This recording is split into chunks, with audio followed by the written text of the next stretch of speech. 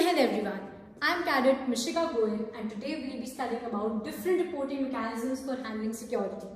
ठीक है, तो हम बेसिकली देखेंगे कि मैरिटाइम अवेयरनेस कैसे इंश्योर करनी है.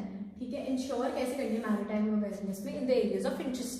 सो first we will be starting about 6 हैं बेसिकली, जल्दी जल्दी खत्म करेंगे एंड जल्दी जल्दी समझेंगे कि यह क्या होता है. Position reporting system. Indian and foreign vessels, foreign मतलब इंडिया से बाहर, international vessels report their positions by various means including manual. देखो कार की भी 2 टाइप्स होती है, एक होती है मैनुअल, एक होती है ऑटोमेटिक. तो मैनुअल वो होती है जो आपको खुद, जिसमें आपको खुद बहुत एफर्ट डालना है.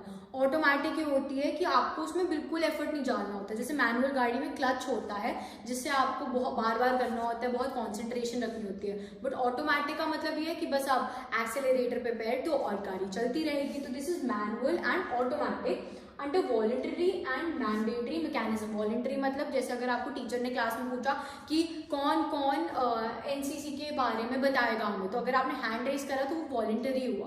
बट मैंडेटरी मैकेनिज्म ये हुआ कि टीचर ने आपसे पूछा कौन कौन एनसीसी में पार्ट लेगा और वो कौन कौन नहीं, टीचर आपको बता रही है कि आप एनसीसी में पार्ट लोगे, that is mandatory. This is done to improve security response. क्यों होता है, ठीक है, रिपोर्ट क्यों करते हैं? This is to improve security responses, search and rescue and collision avoidance. Collision मतलब जब एक कार आ रही है और दूसरी कार आ रही है और वो साथ में कोलाइड हो जाते हैं, मतलब साथ में बच जाते हैं, तो उसको कोलिजन बोलते हैं. ठीक है, पहले हमने पढ़ा पोजीशन रिपोर्टिंग सिस्टम. दूसरा हम पढ़ रहे हैं fishing vessels and license information management, verification and monitoring of identity and ownership of about 2,47,100 fishing vessels in India. Verification होती है कि जैसे आपका आधार कार्ड है, वो वेरिफिकेशन के लिए यूज होता है. पासपोर्ट है ना, एयरपोर्ट पे वेरिफिकेशन के लिए यूज होता है. वैसे ही वेरिफिकेशन है किस चीज की? फिशिंग वेसल्स के इंडिया में. Amidst a fishing community of about 4 million की फिशिंग कम्युनिटी है, has been greatly eased by creation of the online. अब कैसे इसको हमने ईज करा है? रियल क्राफ्ट बनाकर. रियल क्राफ्ट क्या है basically? It's very important. Real craft जो है registration and licensing of fishing craft portal. This information is also available to the Indian navy and coast guard. इससे बहुत ज़्यादा अवेयरनेस बढ़ती है एंड वेरीफाइड होता है चीज़, तो कुछ गलत नहीं हो पाता. Biometric identity cards. Issuance of biometric identity card show majority of the fisherman. अब फिशरमैन को क्या दिया हुआ है? फिशरमैन को एक बायोमेट्रिक आइडेंटिटी कार्ड दिया हुआ है and composite cards readers to the maritime security agencies has been done to enable biometric verification. मतलब वेरिफिकेशन के लिए ये कार्ड है of fishing vessel crews at sea, to ensure करने के लिए कि कोई भी नहीं आ रहा सी पे, बट वो फिशर्स आ रहे हैं जिनके पास एक्चुअली ये बायोमेट्रिक कार्ड है.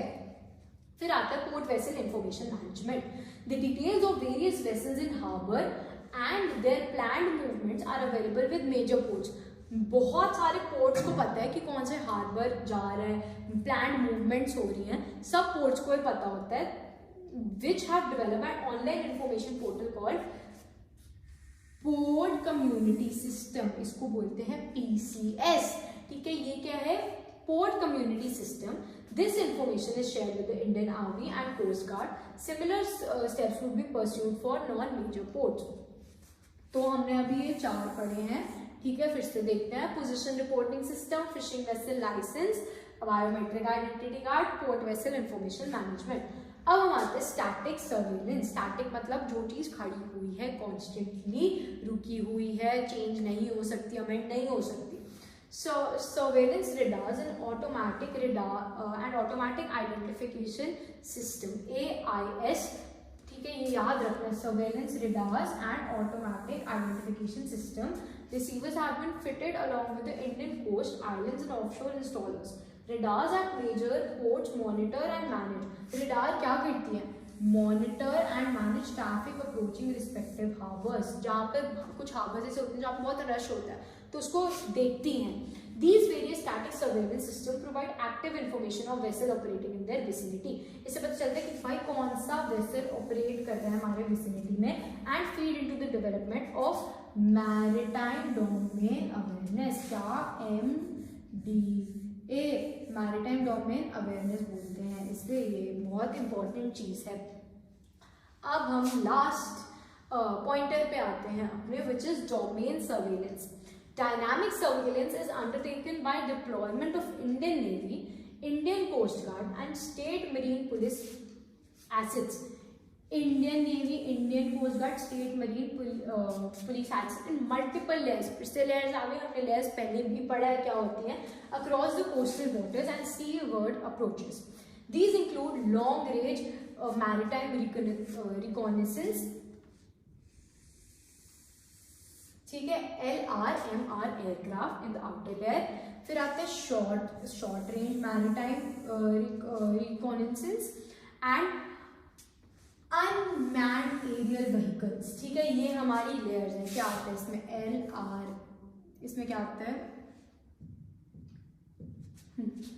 LRMR, ठीक है, ये पहली लेयर है LRMR। फिर आता है SRMR, फिर उसके बाद आता है UAV, ठीक है। फिर हम पढ़ते हैं ships across the interim layers and patrol vessels and micro UAVs in the inner layer. तो ये हमारी बेसिकली सारी ये लेयर्स हैं हमारी, ठीक है। These will be aided by space-based surveillance to increase and intensify the surveillance cover। तो सतर्क रहने के लिए हमें ये लेयर्स बहुत ज़्यादा इंपॉर्टेंट है कि अगर बाई चांस इस लेयर से पास कर गया तो हमारे पास ये लेयर है बचाने के लिए। Alright, I hope you were able to understand this lecture. Thank you.